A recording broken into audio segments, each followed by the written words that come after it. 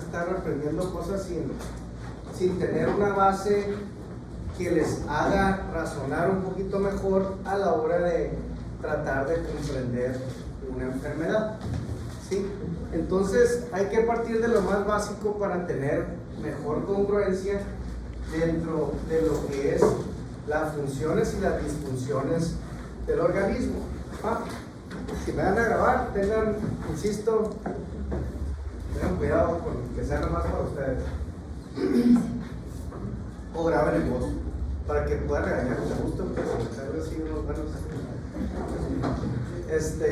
Entonces, vamos a hablar de algo que ya saben de alguna forma porque ya vimos en el examen, y es la fisiología del tubo digestivo y el sistema hepatopancreato biliar, para fin de tener más congruencia, valga la redundancia, de las enfermedades, ¿no? Y hay que estar en el mismo canal todos. Vamos a hablar entonces de fisio de gastro.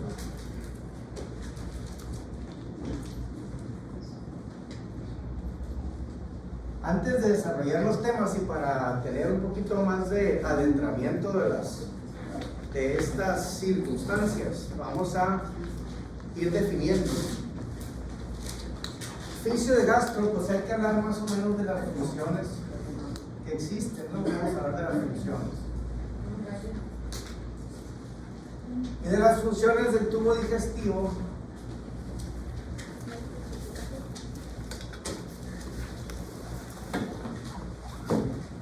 vamos a dividirlas en dos grandes grupos. Una a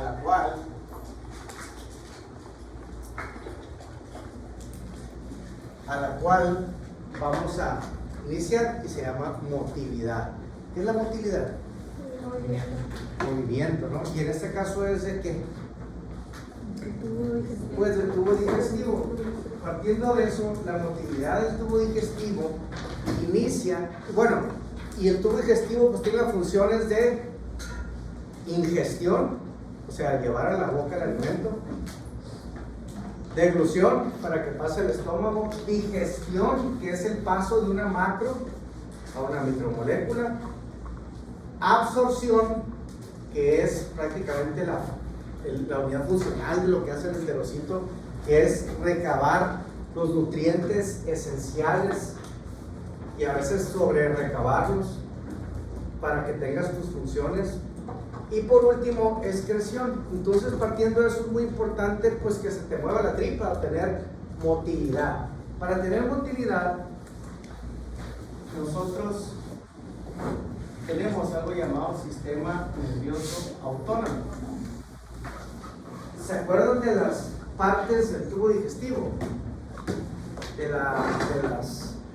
De las capas que son mucosas, musculares. Mucosas musculares. Perfecto. Bueno, en la capa debajo de la mucosa y en la capa muscular habitan una red de neuronas. ¿Cómo se llama a la red de neuronas?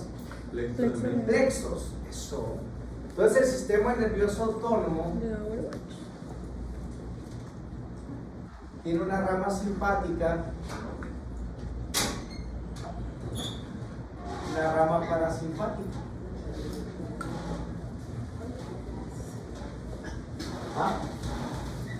La rama simpática del sistema nervioso autónomo tiene un neurotransmisor o tiene neurotransmisores.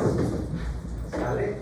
Esos neurotransmisores se secretan en la médula de la glándula suprarrenal. Si se acuerdan, dijimos que la glándula suprarrenal tiene una corteza, y la corteza tiene tres capas, que son glomerular para producir aldosterona, fascicular para producir cortisol, gracias, y reticular para producir testosterona o dihidrotestosterona. Y adentro tenemos el tuetanito, la médula, que produce catecolaminas. Las catecolaminas tienen receptores alfa, receptores beta Y estos son los que secreta la glándula suprarrenal por medio de una hormona que se llama ACTH o adrenal corticotrópica para que tú produzcas catecolaminas. ¿Y las catecolaminas cuáles son? Adrenalina. Adrenalina, noradrenalina, dopamina, la misma tirosina simpática. Entonces, nada más simpática, neurotransmisor, catecolaminas. O aminas, que vienen siendo adrenalina, nora, dopamina,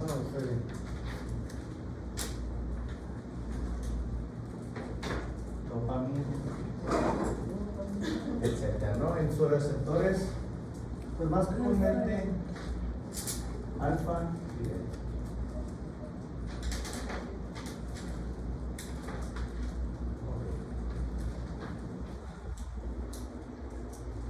La rama parasimpática, al revés, está dada por un nervio que tiene un neurotransmisor. Es el 10º par craneal.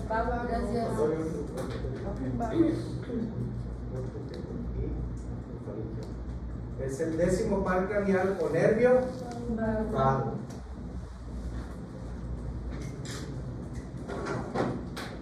Y el nervio vago tiene también neurotransmisores, y el neurotransmisor del nervio vago se llama acetilcolina.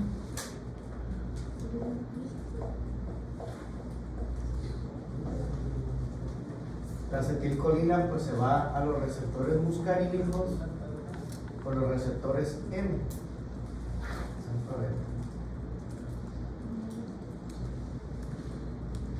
Pues bueno, ¿por qué les digo todas estas mentiras? Pues bueno, en la capa submucosa hay unas ramificaciones de nervios llamado plexo de Auerbach. Y este plexo submucoso que está inervado por estos neurotransmisores se activan y se desactivan para producir secreción de sustancias, que es lo que vamos a ver ahorita. Y la rama parasimpática, con sus neurotransmisores de acetilcolina y sus receptores muscarínicos, N1, N2, N3, produce también activación de las funciones. ¿A qué voy con esto? ¿O por qué es importante? Hay otro plexo que se llama plexo mío. ¿Qué es mío? Entérico. Entonces, es un plexo que se da en la capa muscular del tubo digestivo. El plexo mioentérico pues tiene mucha lógica, ¿no? ¿Como para qué será? Si es del músculo. Para movimiento. Bueno, entonces, dentro de la motilidad del tubo digestivo, necesitamos el plexo mioentérico que se encuentra inervando la capa muscular del tubo digestivo, y esta capa muscular tiene receptores M y receptores alfa. Los receptores están dados porque nosotros tenemos un sistema nervioso que se manda solo, pero se manda por medio de la producción de ciertos neurotransmisores en una rama simpática que está dada por las catecolaminas, que son adrenalina y noradrenalina, que tienen receptores alfa y beta, y que estos en el tubo digestivo activan bloquean las funciones. ¿Okay? Es decir, cuando hay mucha adrenalina, ¿qué te pasa? Ya lo hablamos de esto, ¿no? ¿Qué pasa cuando estás jugando o haciendo un deporte? Cuando sobrepasas la carga metabólica de lo que estás acostumbrado, y tu músculo, el miocardio, el músculo estriado dice: epa, yo ya no puedo, estás sobrepasando el límite, y empiezas a liberar, a hiperventilar para generar contrarrestar una acidosis metabólica con una alcalosis respiratoria, ¿va? Porque estás quemando grasa, liberando lactato, 2,3-difosfolidiserato, eso se llama acidosis metabólica por sobrecarga, ¿sí? Y tú empiezas a respirar más para sacar más CO2 para contrarrestar esa acidosis metabólica, ¿verdad? A su vez, como la demanda de oxígeno en los tejidos cuando estás jugando básquet o levantando pesas es mayor, llegas a tener cierto grado de hipoxia. Ahora se anda usando la hipoxia en pacientes de alto rendimiento.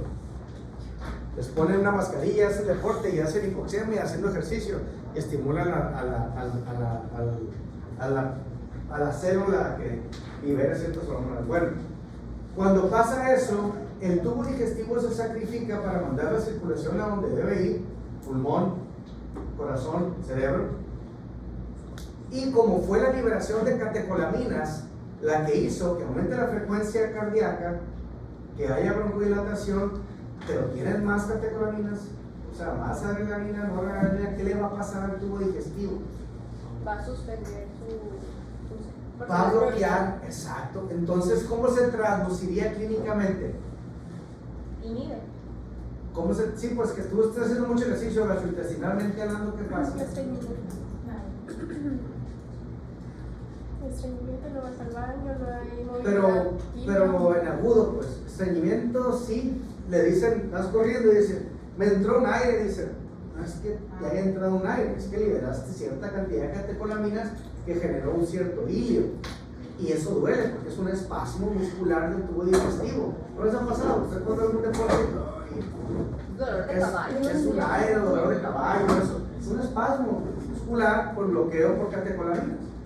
¿Qué pasa? Descansas, bajan la reserva cardíaca. ¿Qué pasa con la boca? Seca. Inclusive, a veces se bloquean tanto las funciones que cuando tienes el estómago lleno, ¿qué pasa? Vomitas, ¿verdad? Pues es una manera de ver que la función del tubo digestivo tiene un balance, que está dado por las catecolaminas, y del otro lado, la acetilcolina, que está dado por el nervio vago, la rama parasimpática, esta va a activar las funciones del tubo digestivo. ¿Cuáles son las funciones del tubo digestivo? Motilidad y secreción. ¿Ok? Entonces, la acetilcolina en sus receptores muscarínicos activa las funciones. ¿Y por qué es importante repasar esto? ¿Quién ha tomado en algún momento, a quién le da colitis o dice que trae colitis? ¿O a quién le duelen mucho las periodos menstruales, que tienen dismenorrea? ¿Y quién ha tomado Buscapin? O butildiosina, o iosina. ¿Ok? ¿Dónde te gustaría que actuara?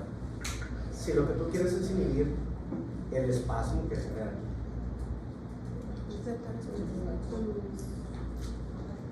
En los receptores musculares. ¿Por qué? Porque el parasimpático activa las funciones. Y entonces, ¿los bloquea o los activa? ¿Es agonista, antagonista? Antagonista de los receptores muscarínicos, o sea, sería un anticolinérgico. ¿Alguien que me diga otra cosa? Tiene sentido. Sí. ¿Qué pasa si O es...? agonista. Si... No, espérame. Es que te la barajé distinto, pero tiene su tiempo. Ahorita vas a llegar a la misma conclusión. ¿Alguien sabe cómo actúa la butildiosina? Búsquenla ahí en el chat. Bueno, Entiendo. es un medicamento anticolinérgico. Es decir, en efecto, va a bloquear los receptores muscarínicos. Perdón. Sí. Relaja el músculo liso, aliviando, actúa bloqueando la acetilcolina en los músculos, disminuyendo las contracciones. ¿En qué músculo en este caso en particular? Porque puede ser el músculo Músculo del liso. útero, ¿no? Que tiene los mismos receptores muscarínicos. ¿Verdad? Por eso es importante ver fisio antes de farma. La farma va a caer de volada, porque van a entender fisiológicamente qué pasa. Sí, si tú bloqueas los receptores muscarínicos o es un anticolinérgico, le estás quitando la función de motilidad Y la colitis te ocupas de eso, ¿no? y por ende, pues aquí, y por la colitis, o depende, eso de colitis es un diagnóstico bien, La colitis se diagnostica con colonoscopía, biopsia de la mucosa. Ahí está. El patólogo dijo que hay itis, hay inflamación. Los síntomas de distensión abdominal son otras cosas, ¿no? Pero volviendo al tema de la utiliosina, si tú bloqueas los receptores muscarínicos, aunque haya acetilcolina, no va a haber función. ¿Y qué es lo que le estaba generando dolor al paciente? El espasmo o el cólico, que estaba dado pues por un aumento. Entonces aquí es donde actúa al revés, ¿no? Sí, o sea, son ideas. Y por ejemplo, si te tomas tú, ¿qué pasa? ¿Ya vieron Neumo? ¿Todavía no vieron Neumo? ¿Salbutamol? Siguiente año. Bueno, estas funciones van a tener mucha lógica cuando vayamos viendo de ciertos fármacos de algunas patologías. Pero quiero que no se les olvide cómo se da la motilidad. ¿Va? Recordando que tenemos mucosa, submucosa muscular y serosa. La capa submucosa es donde se dan los plexos para secreción de las sustancias que se llaman plexo de Auerbach. Y el plexo de Meissner, miontérico, por eso me gustan los epónimos, Meissner y Auerbach, es para que se mueva la capa muscular, ambos por el sistema nervioso autónomo, con sus ramas simpáticas, parasimpáticas, con sus neurotransmisores, adrenalina para bloquear las funciones y noradrenalina y acetilcolina para activar. ¿Sale? ¿Cuál es? Motilidad y secreción. Ahora, ¿secreción de qué?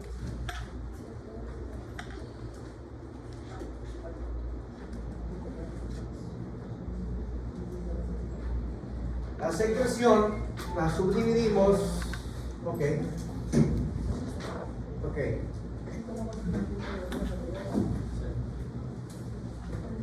Miren, la secreción de las sustancias. Más bien, ahorita vamos a hablar de digestión, la digestión vamos a ver los temas. Pero me voy a adelantar y la voy a subdividir para darle velocidad. Cuando tiene uno o inicia la digestión, que es el paso de una macromolécula, la inicia desde que cambian los sentidos de la misma. No sé si les puse el ejemplo de la comida. Por ejemplo, pónganme atención e imaginen, de verdad imagínenlo, así como si lo tuvieran en mente, lo siguiente. La comieron todo, pero les quedó un huequito y se bajan aquí, llegan por el compa de las frutas. ¿Dónde venden frutas aquí?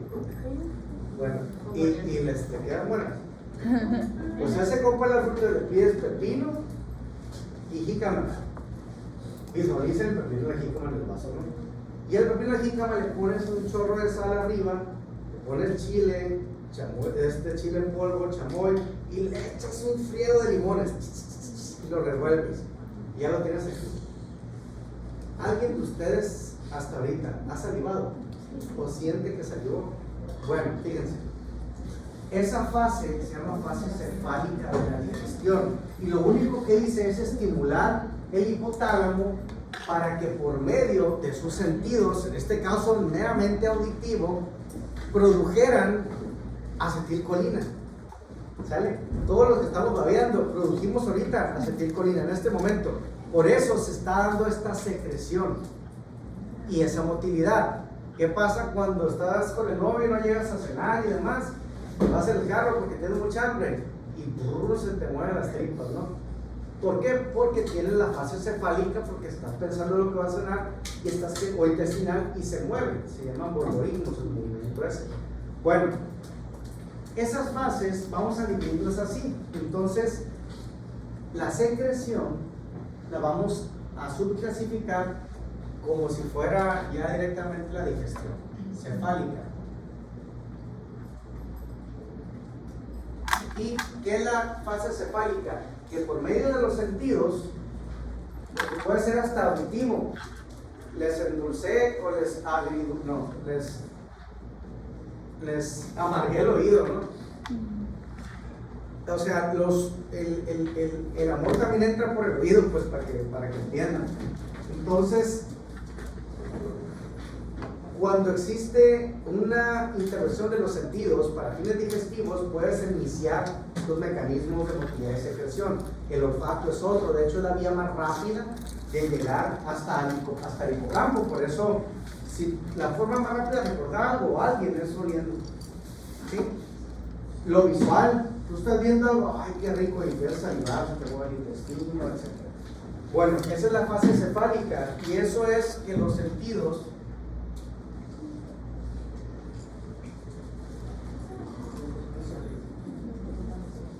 activen al hipotálamo para que éste secrete acetilcolina. Entonces se debe activar las funciones, ¿no? Que son motilidad y secreción. Y después se va a dar una fase muy chila que se llama fase gástrica. Aquí vamos a entrar ya en la siguiente. El estómago, chavos, ya lo comentamos en la comida. El estómago, dijimos que es la parte más ancha del tubo digestivo. Tiene distintas funciones como la de almacenamiento. Esta inicia en el esfínter esofágico inferior y termina en el píloro. El estómago tiene una curvatura menor, una curvatura mayor, un fondo, un cuerpo y un antro gástrico.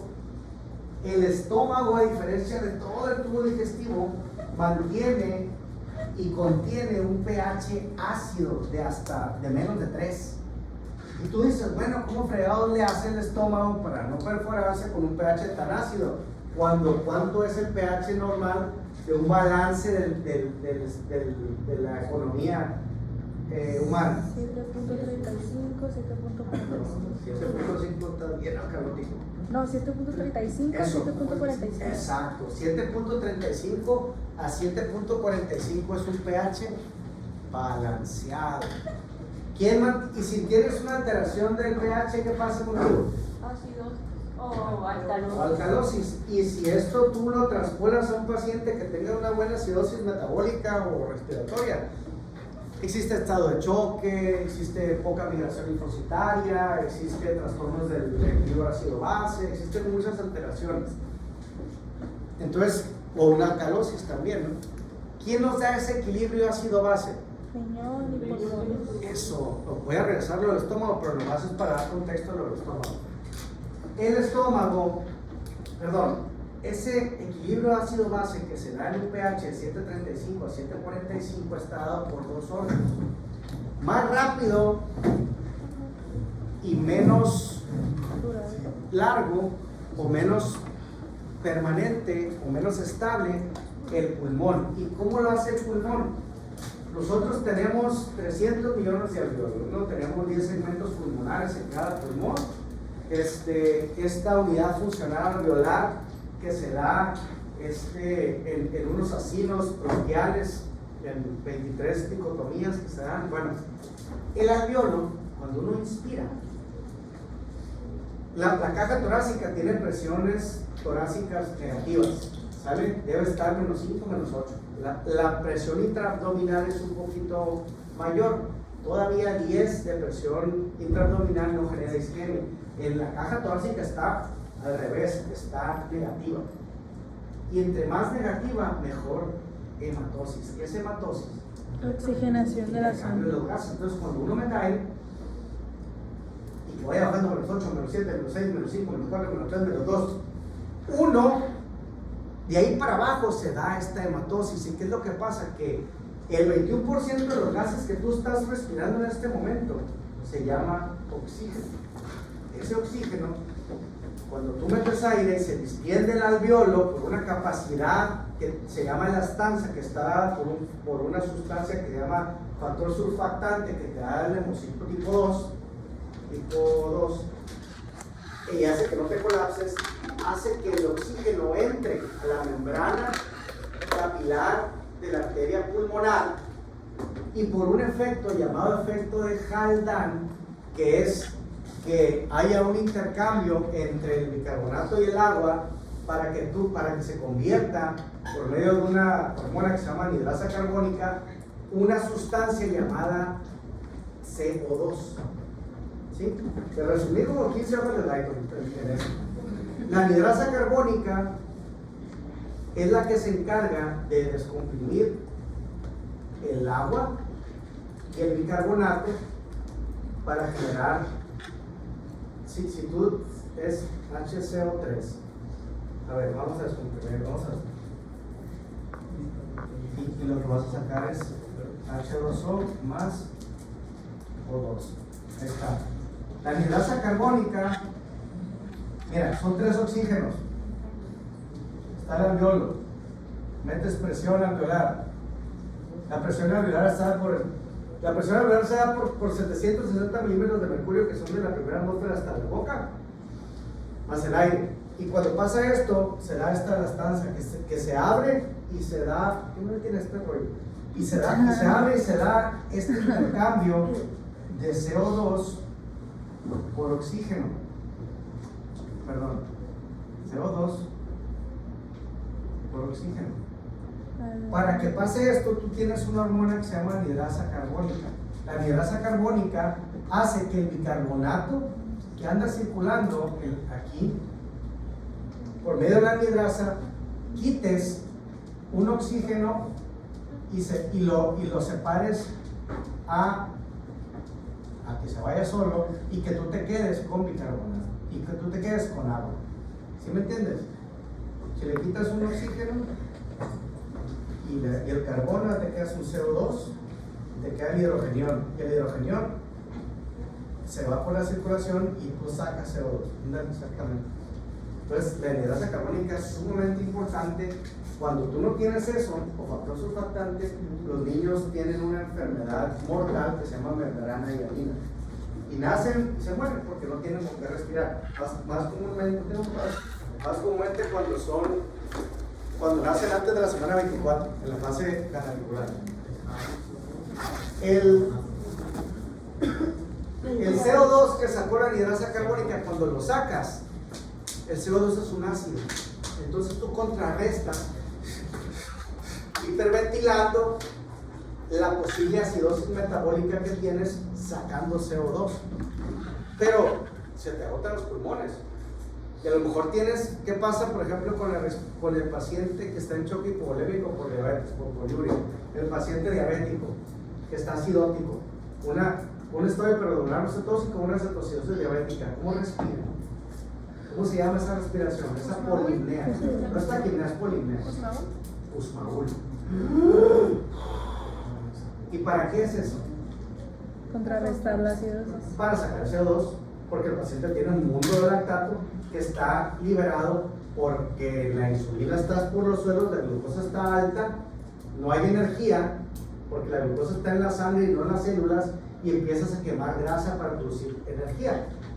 Y con ese lactato, pero eso genera una acidosis o una cetoacidosis, te mueres. Por eso el paciente está respirando así para tratar de compensar. Y del otro lado tenemos los riñones, por eso es lo que hacen. Y también puedes hacerlo al revés. Voy a poner un ejemplo. Estos ejemplos tienen mucha lógica porque no se les van a olvidar cuando asocien las ideas. ¿Sí me entienden? Que metafisio, nefro y neumo, para hablarles del pH gástrico, va a ser que ustedes solitos, cuando hablemos del pH gástrico, decía, será 3. ¿Y por qué te acuerdas de eso? Pues porque está bien ácido. ¿Y qué tiene? Pues normal es de 135 145. ¿Y por cómo lo aguanta? Pues mira, el riñón y el pulmón hacen esto y aquello, y ahorita que hable de lo demás, lo van a recordar.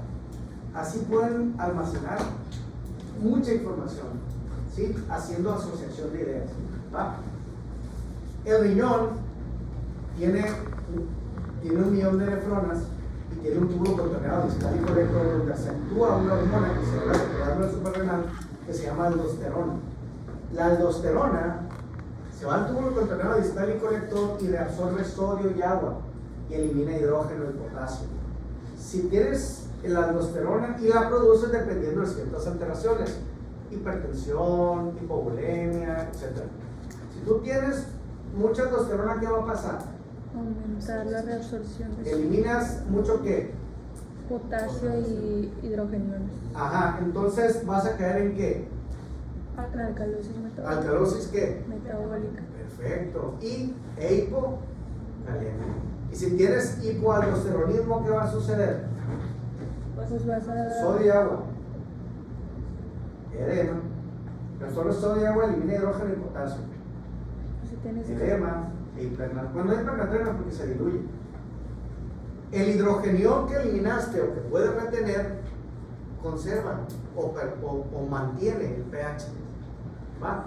Y así es como, ya ves, esa es la clase de ácido base, ¿no? El estómago tiene pH de 3.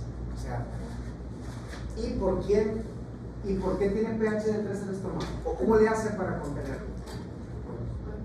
El ácido clorhídrico. El ácido clorhídrico, Es el el factor responsable. surfactante, todas las cosas que vamos a hablar ahorita es lo que te da el pH, ¿no? La bomba de sodio, potasio, los cloros y los protones.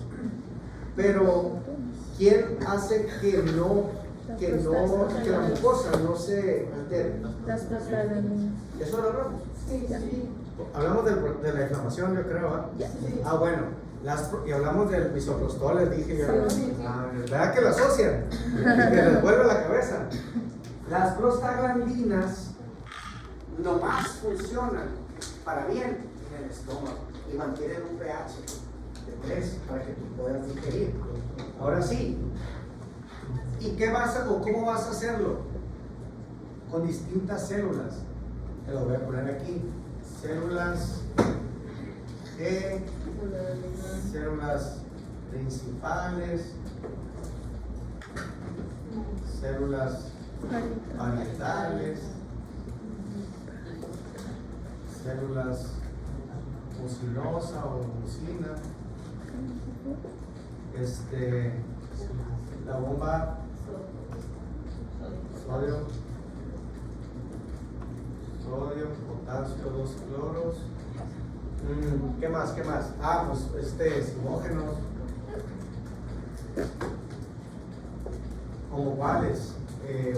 Péptido intestinal vasoactivo, GLP-1, que ahora está tan en boga. Pepsinógeno. Pepsinógeno no sé. Sí, bueno, pepsinógeno y pepsina, ¿no? Pepsinógeno.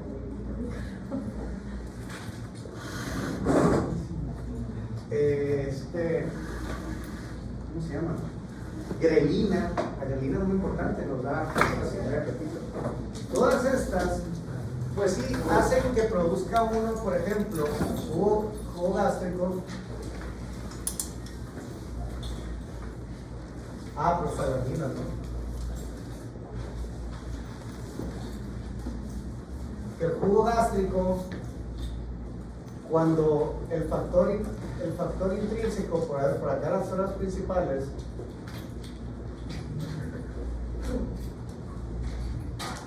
se une al pepsinógeno, se genera esta hormona llamada pepsina. Qué importante es la pepsina, que degrada proteínas, el metabolismo de la proteína.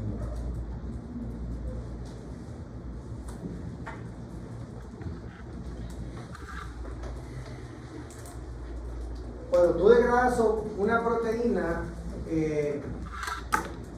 la conviertes. ¿Cuál sería la micromolécula de la proteína? Los aminoácidos. Los aminoácidos son importantísimos.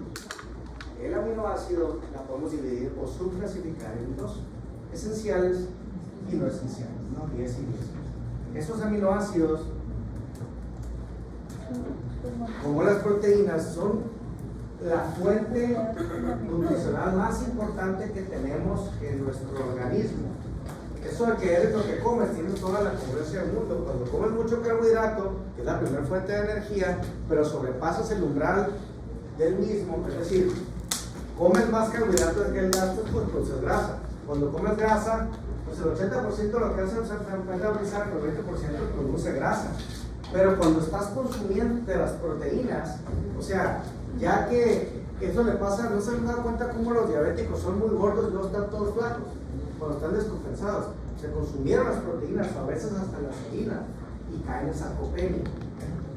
Las proteínas, que es lo más importante de la economía nutricional, están dadas por la fusión del factor intrínseco del pepsinógeno para producir pepsina, para que la tuna y el pollito que te comiste en el estómago inicie esa digestión, recordando que la digestión es el paso de un macro a un micromolécula, para que después se pueda absorber, es lo que vamos a ver ahorita. ¿En dónde se da el 80% de la absorción de los macro y micronutrientes? En el yeyún. ¿Sobres? Gástrica, entonces principales, parietales, mucinosas, pues jugo gástrico, gastrina, ácido clorhídrico, factor intrínseco, moco, mantener la circulación del ácido, la grelina, GLP-1, péptido activo, que son los sinógenos, el pepsinógeno como hormona tal cual, y las prostaglandinas para poder contrarrestar o proteger la mucosa, el pH. Y dijimos, me imagino, hace mucho cuando damos clases, les dije que los AINES podrían generar gastritis por ese fenómeno, ¿no? ¿Se acuerdan? Sí. ¿Qué es lo que hacen? Son inhibidores, bueno, la mayoría son los selectivos de las COX. Ajá. Y o sea, hace que no se produzca las prostaglandinas Eso. de la COX-1, pero también la COX-2. Pero también de la COX-1. ¿Y qué pasa si no produces prostaglandinas? Pues te quita el dolor de cabeza y te Pero quita la fiebre. de la mucosa tampoco las produce. Eso, y Erosiona ¿Cómo? el jugo gástrico, se produce. te quitas la secreción de los jugos gástricos y ¿qué sucede? Expones el jugo gástrico a la mucosa, ¿verdad? Y ahí entonces sí te duele porque se inflama, y si esa inflamación de la mucosa se traspola hacia la siguiente capa, que es ¿cuál? Las submucosas. Y si pasa la submucosa, y en la submucosa ya hay ¿qué? Plexos, nervios, que dicho sea de paso también pueden ser sensitivos, ¿no? Pero eso duele. Y si pasa a la muscular, aparte de que hay nervios, ¿qué hay?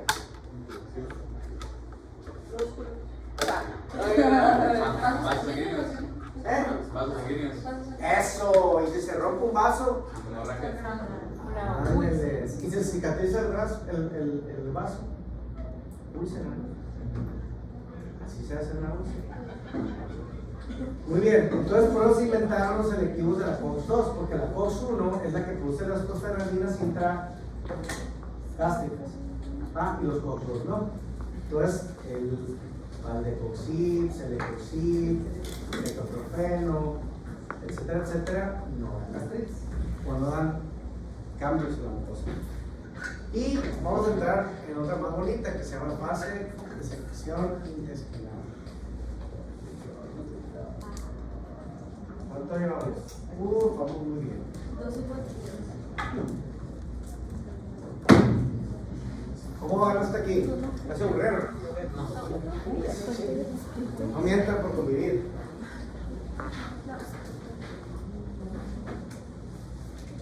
Secreción intestinal. Ya después de la intestinal descansamos 5 minutitos. En la fase de secreción intestinal vamos a hablar de 2 órganos. Aparte, bueno, el jugo gástrico se produce 1 litro más o menos de jugo superior a la mujer. En la fase intestinal vamos a hablar de 2 órganos muy importantes, todos muy importantes para que se den cuenta. Ustedes son muy importantes para mí. Que se llama páncreas y otro que se llama hígado. Ya ves cómo la fase cefálica con el oído se endulza y antes se conquistaba por el oído, ¿no? Tenía algo menos, era distinto.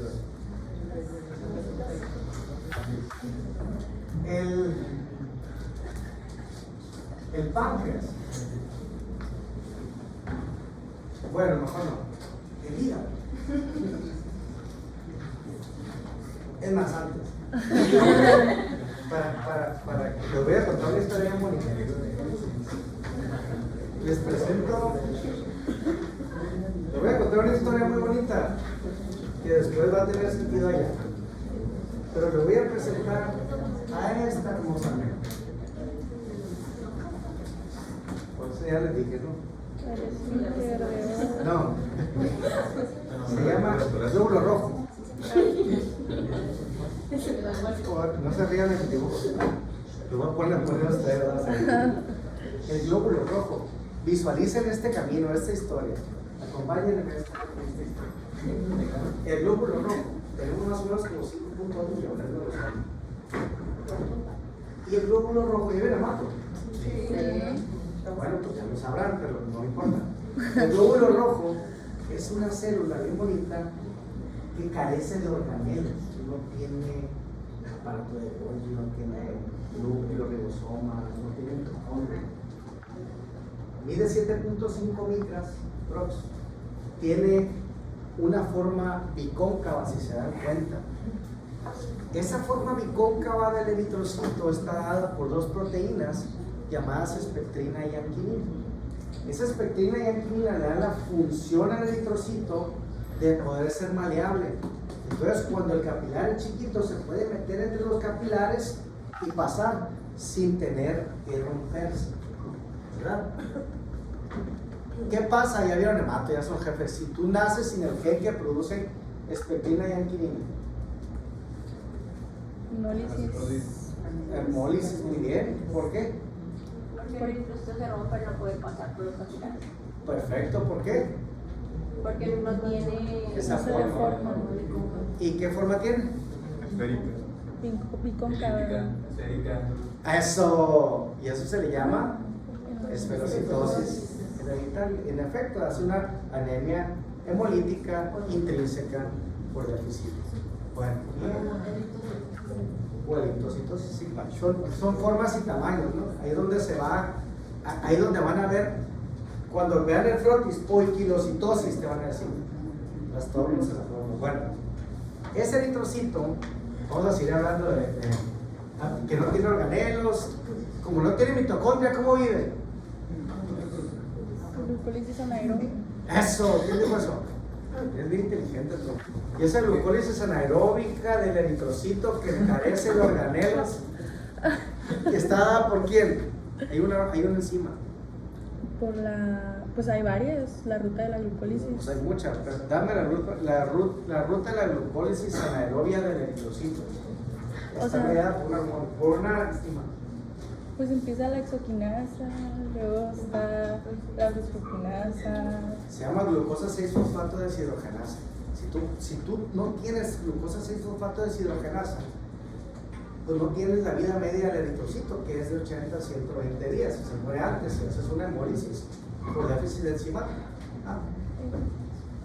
Pero entonces, pues sí vive de 80 a 120 días. Ahí les va. Un tercio de esta medulla, un tercio del eritrocito está dada, hay ahí adentro un pigmento así, que pigmento es como el color, ¿no? Como el color de la boca de la jefa junto con la diadema, eso, ¿no? Pigmenta rojo, ¿verdad? Y ese pigmento se le llama Hemoglobina. hemoglobina. La hemoglobina es importante. ¿Por qué es importante la hemoglobina? Porque sí, pero vamos haciéndolo chido. La hemoglobina tiene un grupo de las globinas, un grupo globina que tiene dos cadenas alfa y dos cadenas beta. Cuando se alteran estas cadenas y tú tienes unas cadenitas bien bonitas así, y te sale uno así y uno así, ¿qué pasa con ese eritrocito por esta cadena? Sí, se rompe, o sea, hace una hemólisis, ¿verdad? Por una cadena alterada de la cadena alfa de las globinas de la hemoglobina del eritrocito. Eso se le llama alfa talasemia, ¿verdad? Que es la anemia más microcítica. Tiene ¿qué te mide la microcitosis o la macrocitosis? El volumen. Son volúmenes corpusculares medios de menos de 70. Chiquititos, citocitos. Bueno, y las células 24, ¿no? Y en el grupo M El grupo M de la hemoglobina del eritrocito tiene una porción férrica y esta porción férrica se le unen los anillos tetrapirrólicos, que son por las vitaminas del complejo B, y se produce una porción ferrosa. ¿Va? La porción ferrosa que produjo los anillos tetrapirrólicos de la parte férrica del grupo M de la hemoglobina del eritrocito transporta oxígeno. Por eso tú le das hierro o barato ferroso. ¿Sí? ¿Y por qué les digo todo esto? ¿Cuánto dijimos que vivía el eritrocito? Entonces, de 80 a 120 días se muere, por así. Y al morirse, se va a un órgano muy bonito que está más o menos así, que tiene forma de no, si tienen su imaginación, y se llama vaso, y ahí se muere. Y el vaso, los macrófagos se comen los restos de ese eritrocito. ¿Y qué pasa con el desecho de los macrófagos o el metabolismo de los macrófagos del vaso? Se van a ir por la circulación, y no hablamos de circulación más venosa, y todo lo que es el tubo digestivo y órganos circunvecinos va a regresar un drenaje venoso que va a caer ¿a dónde? A la vena porta, y de la porta va a caer al hígado. Déjame terminar esta historia y ahorita platican ustedes. Cuando se va aquí y se va a la porta,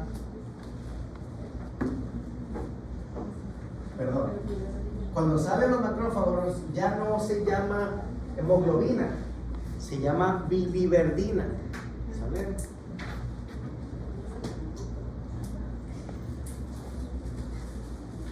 La biliverdina se va a la porta y a esta otra glándula bien bonita que se llama. Si me siguen, porta el cerebro que Pues sí, hay porta directamente en el cerebro. a la vejiga. No, la porta va al hígado. Y esta biliverdina que entra en el hepatocito se convierte entonces a algo llamado bilirrubina, indirecta o no conjugada.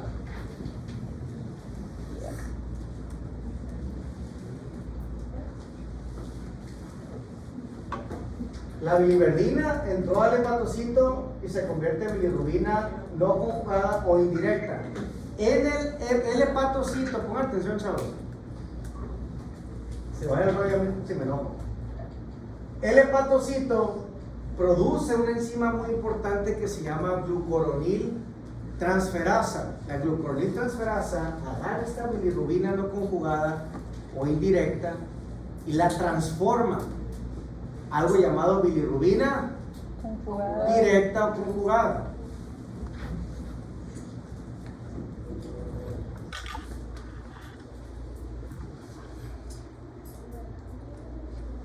Eso en el examen.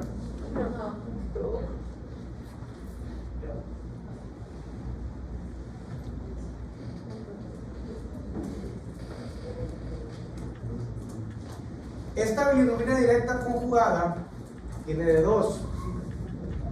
Se va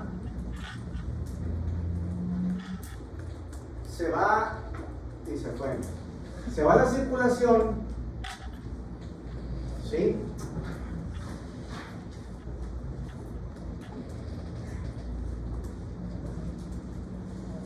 Y de ahí se va o al riñón o al tubo digestivo.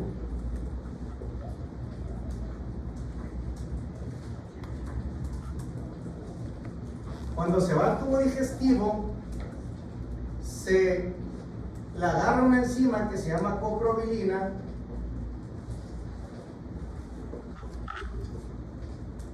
y le da el color A a las heces.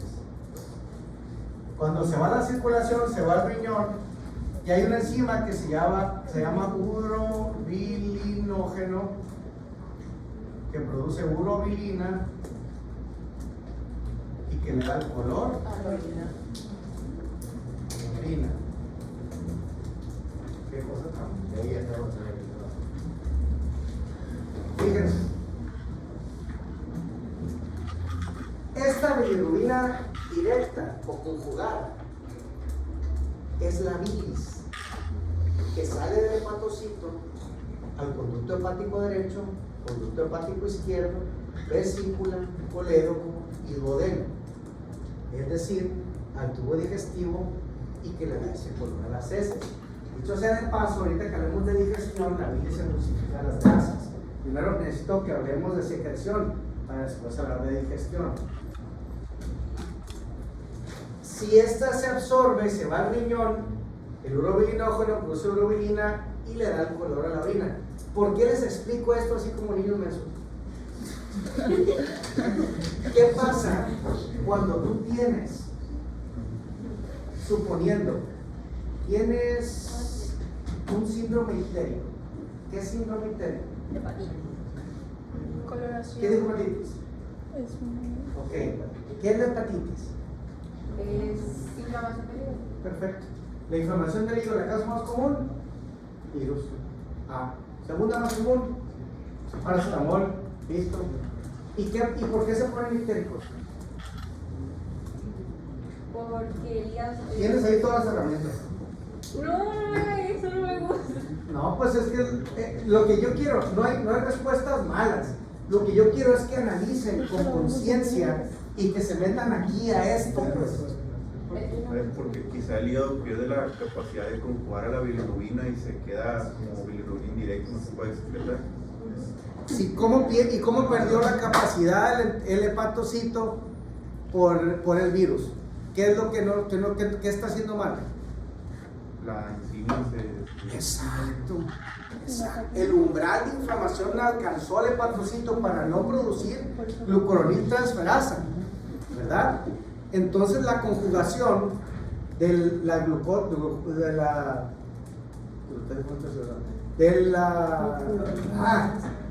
bilirrubina no conjugada a la conjugada directa no se da.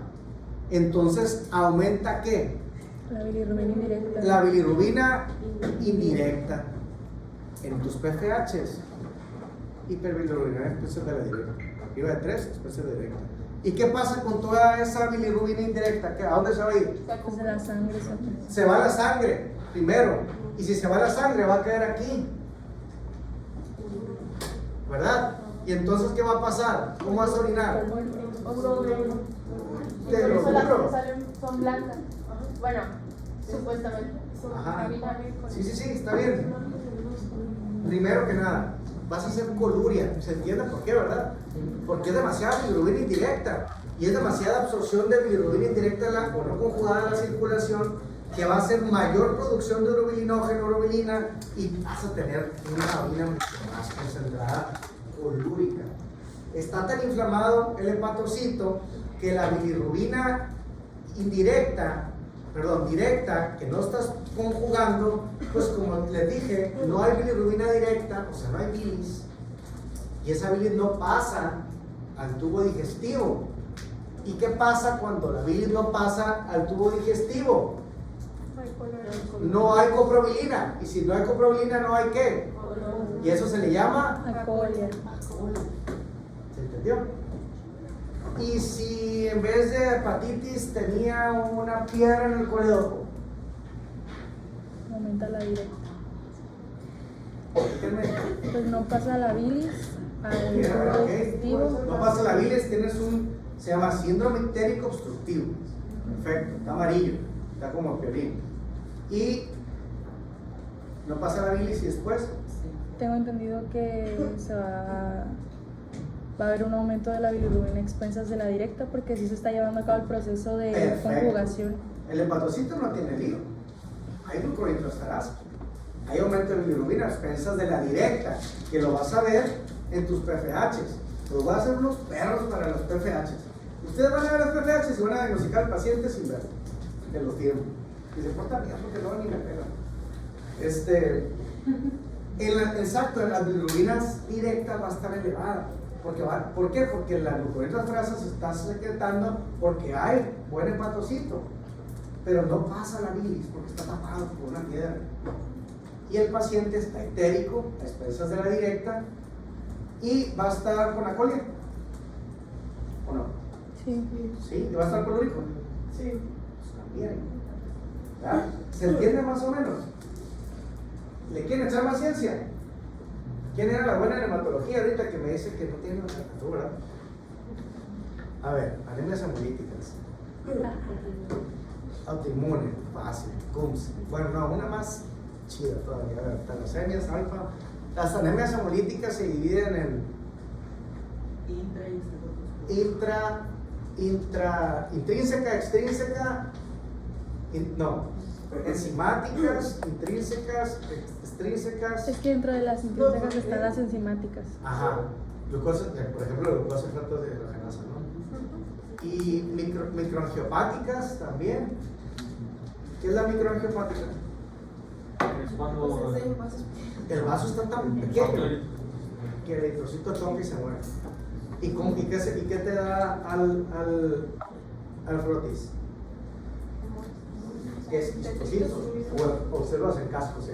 Bueno, si tú tienes una hemólisis aumentada o persistente, ¿qué va a pasar? ¿Por qué? Bilirrubina. Ah, pues qué chiste. Aquí tienes todo el camino. Tú dime. Va a haber ictericia. ¿Por qué hay hemólisis? ¿Por qué? Pues porque va a llegar el trocito hemolítico, pues sí, pues o sea, no va a llegar al. Se supone que llega al vaso a morir, pues. Ok. Y ya lo tengo.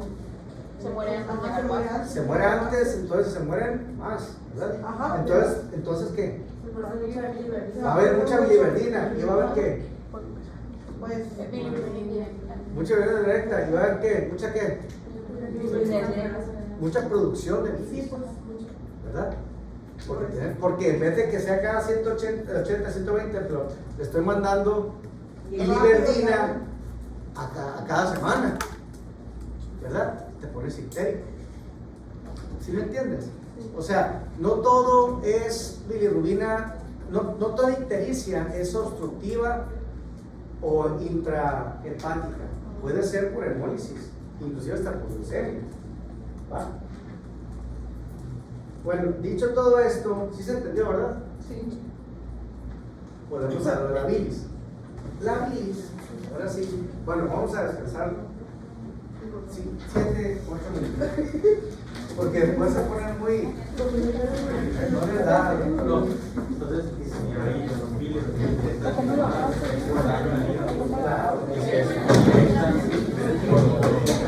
Se llama, cuando veamos las PPH son así, bilirrubina. Total, tienen que ir.